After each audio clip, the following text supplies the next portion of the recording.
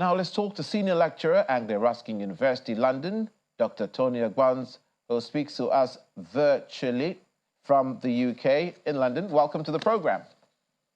Yeah, good morning, Olumide.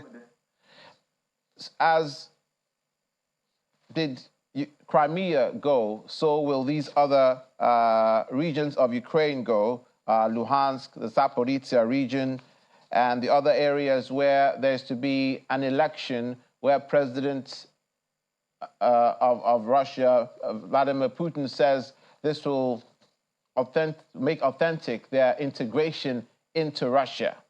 What are we to make of this in lieu of the fact that the NATO Secretary General, as we just saw, says that Ukraine is making incremental gains?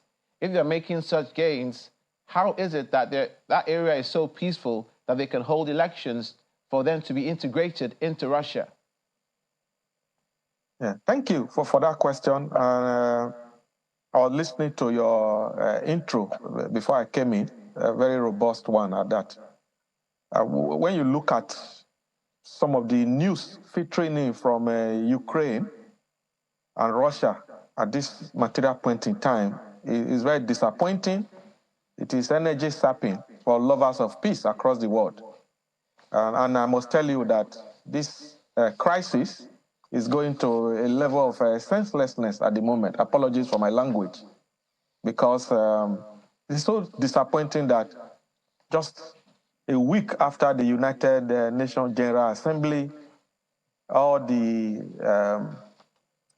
information we are getting and the optics we are seeing is really so sad. And you recall that Russia had a sham referendum in these areas you mentioned, at the beginning of this crisis. And everybody could see that it was not really a referendum. It was going to be a yes vote anyway. So it is really, really something that beats the imagination, the way this crisis is going. And, talking about the NATO Secretary General, Stoltenberg's, speech, yesterday, that was kind of a bit heartwarming, at least for those who support the Ukrainian cause. Do you think it's able to work the way it is working for the Russians in these areas, Luhansk, Donetsk, Zaporizhia, and Crimea, because there are elements in those areas, though Ukrainian, but support the Russians? Or has Russia flushed those areas with pro-Russian separatists? Yeah, there are people in these regions you have mentioned now. There are people, who speak the Russian language. There are people who have a Russian heritage. Let's not forget that the whole of this Ukraine, countries like Georgia and all the rest, they were all part of the USSR, the Union of the Soviet Socialist Republic. And then we saw the split that happened towards the tail end of Mikhail Gorbachev leadership in the USSR. So, and there have been other countries that have split, and they still carry their language and all that, even not just in Russia, Ukraine, but in other parts of the world, Asia, Africa, and all that. So, but you let them be. So, if there was no crisis, many international experts will say, okay, let's have a proper referendum. You want to be part of the Russian Federation as it is now, then the people can make their decision. You see what is happening between Armenia and Azerbaijan at the moment. So these things, in a moment of crisis, they are very difficult, to put a handle on.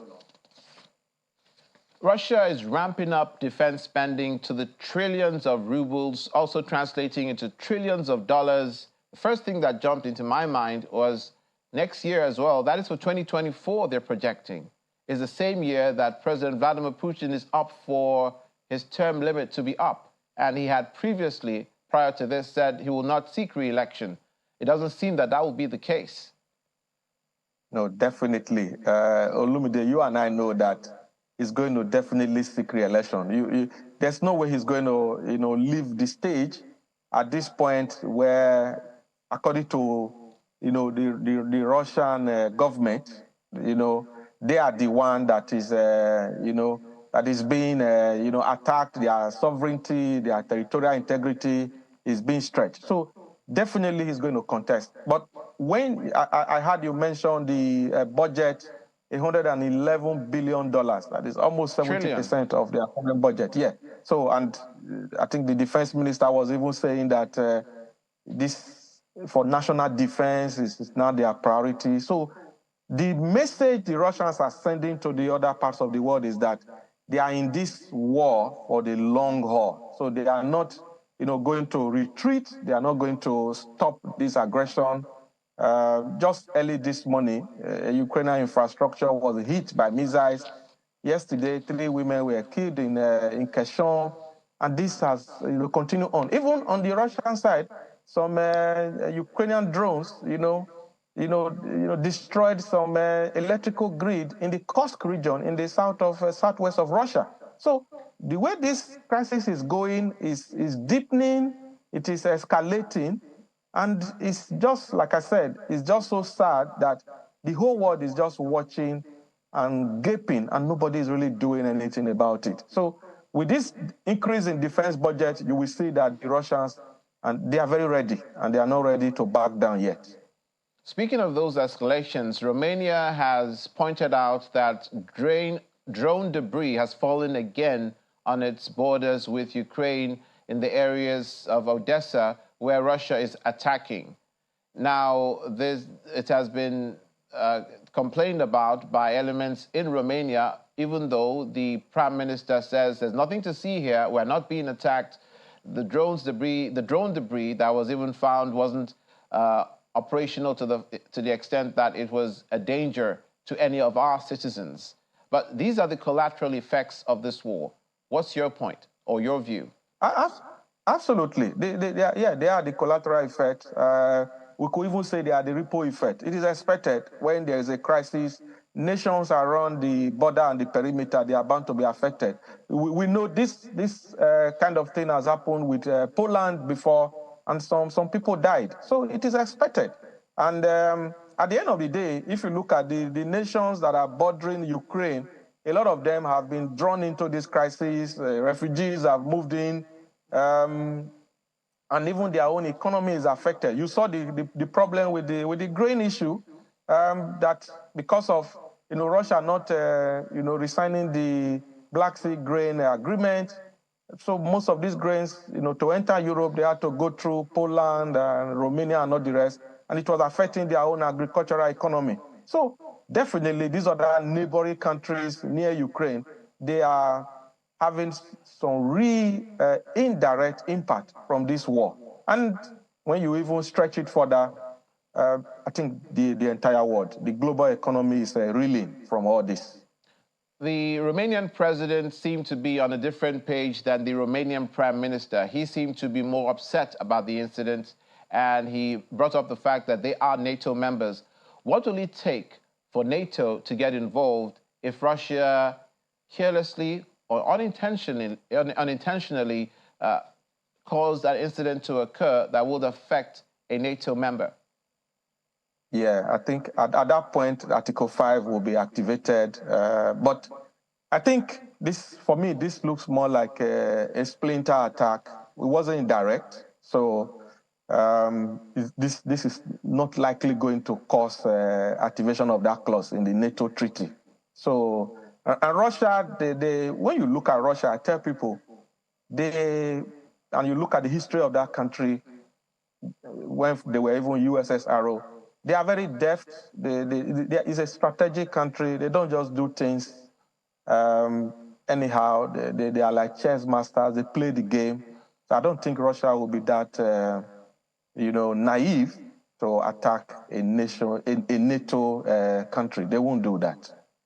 You've talked about at the beginning in your opening about the intransigence of possibly both nations, where this conflict has been has been made to escalate to this point, and it continues to eviscerate any form of peace from both sides.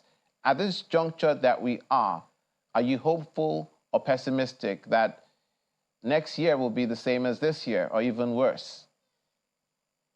To be honest, Olumide, I'm beginning to cross the line of hope and optimism when it comes to this crisis.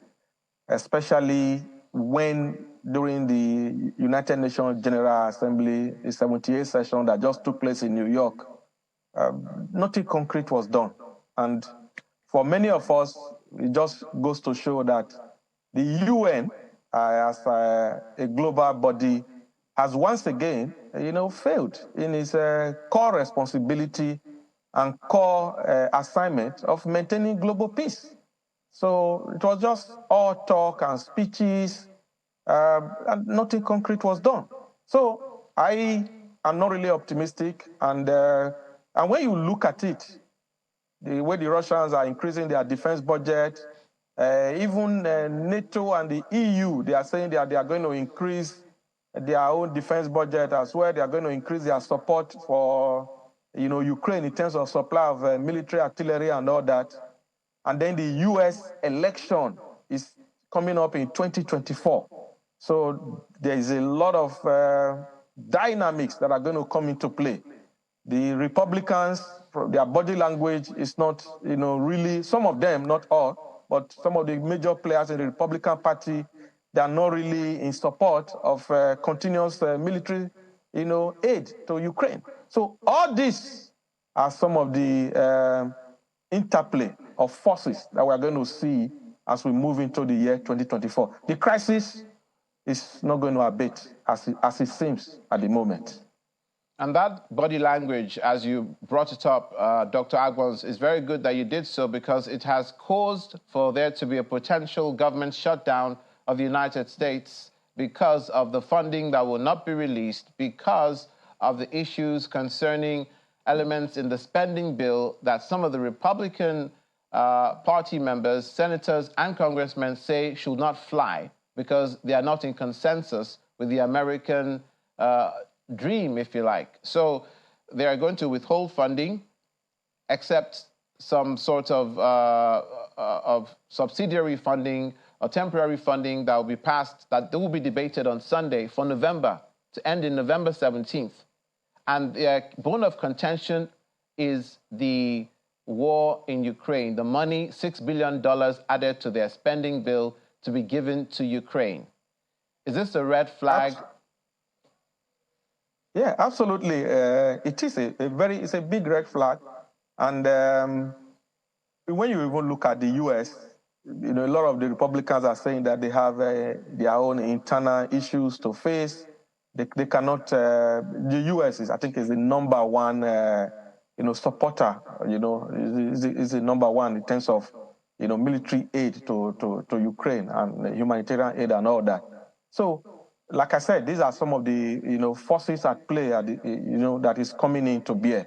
So, and for the Russians, I think they will be, smiling and scratching their face, thinking that they're also having a go at the Western nations. So these are the things that are playing out. So, but in terms of the American, the issue in the American Congress and the Senate at the moment, I'm sure they will find a way, a compromise, so that their, economy doesn't shut down. It is really, really die over there at the moment. Why do you think they came to this impasse? Because by and large, the American people are in support of the war against Ukraine, against, I beg your pardon, Russia.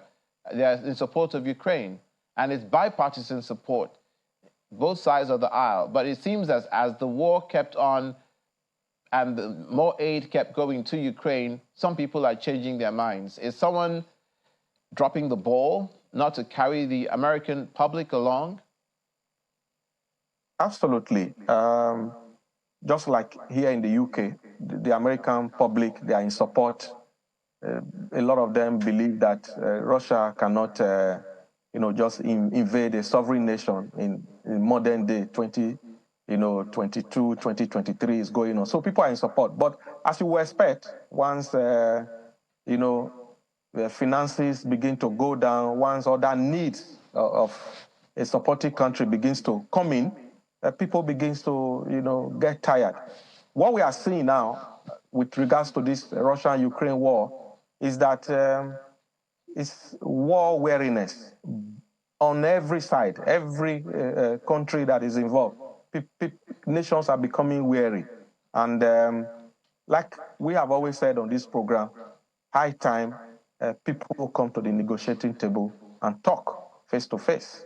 So that is the only way this crisis is going to, be brought to a peaceful end. Otherwise, it is going to drag on, and God knows when the crisis will remain.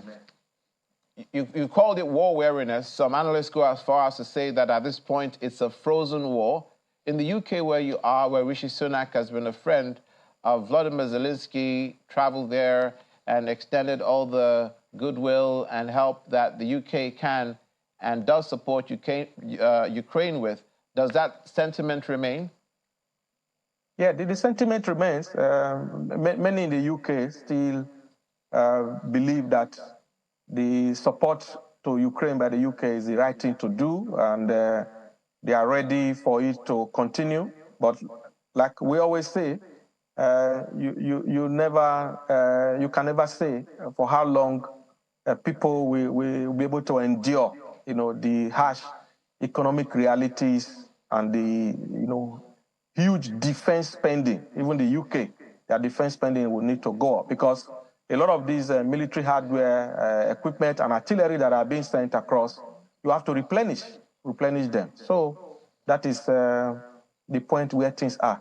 But when you ask the average citizen of the United Kingdom, they support all the aid and assistance that the Ukrainians are getting from here.